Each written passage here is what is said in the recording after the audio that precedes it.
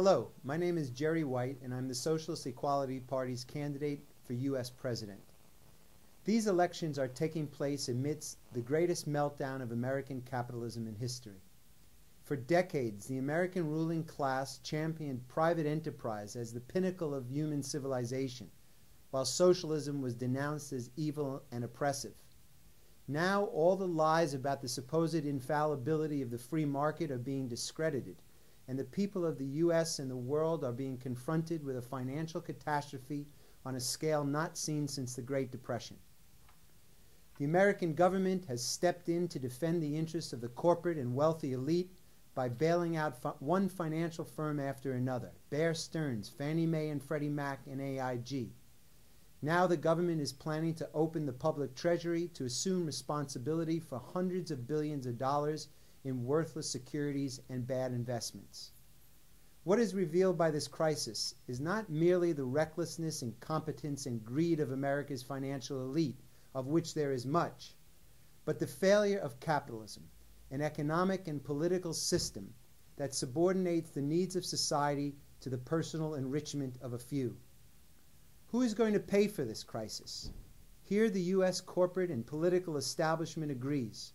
Working people must accept a drastic reduction in our living standards in order to bail out banking executives and Wall Street firms who are responsible for this debacle.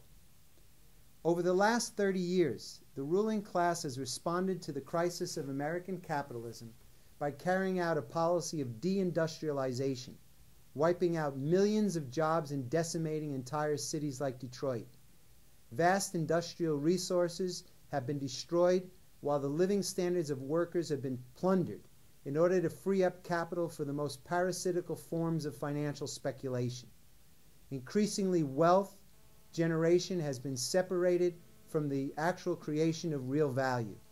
At the same time, the operations of big business have been deregulated under both Democratic and Republican administrations, lifting all legal restraints on corporate profit-making and the personal accumulation of wealth.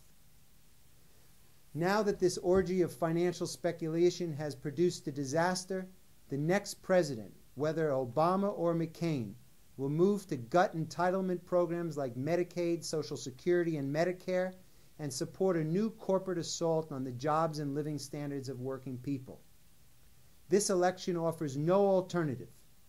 Republican John McCain's sudden discovery of greed on Wall Street is laughable, coming as it does from such a long-time defender of the U.S. corporate establishment. And Barack Obama's complaints about the lack of regulation by Republicans conveniently ignores the fact that the Clinton administration's policies of deregulation helped fuel the speculative explosion that is coming to a crash now. Obama is no less a committed defender of the financial elite than McCain, in fact receiving far more money from Wall Street than his Republican opponent. Insofar as Obama even mentions the impact of the financial crisis on working people, it is to promote economic nationalism and the pitting of American workers against our brothers and sisters in other countries. But the global character of the breakdown of American capitalism demonstrates the unprecedented integration of the world economy and the burning necessity of American workers to join with workers throughout the world in a common struggle in defense of jobs and living standards. I am calling for a socialist program to defend the interests of working people. There must be a public auditing of corporate finances and the personal accounts of the top management of financial institutions. The vast sums of money pocketed by the wealthy elite must be recovered for society. Those responsible for the economic devastation must be brought to justice. A massive public fund must be created to make whole all those who have been the victims of predatory lending and of the housing crisis. An immediate halt must be carried out to all home foreclosures and funds made available to guarantee high-quality housing for all. Trillions of dollars must be poured into the rebuilding of basic industry, the cities, and the country's infrastructure.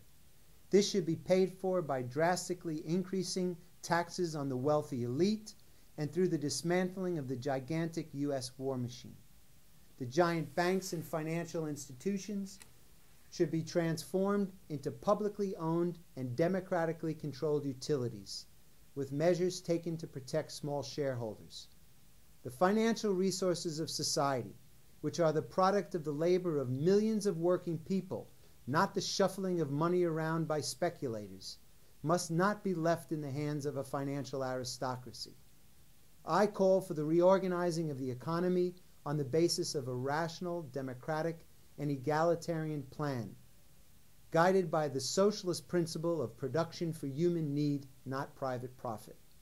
The Socialist Equality Party encourages all forms of mass opposition to the attacks on social programs, on jobs, and the wave of home foreclosures. What is required, however, above all, is a political break with the two parties of big business and the building of a mass political party of the working class fighting for a socialist alternative to the bankrupt capitalist system. That is the purpose of our election campaign, and that is why I encourage workers and young people and students to support our campaign, to contribute to our election fund, and above all, to make the decision to join and build the Socialist Equality Party. Thank you very much.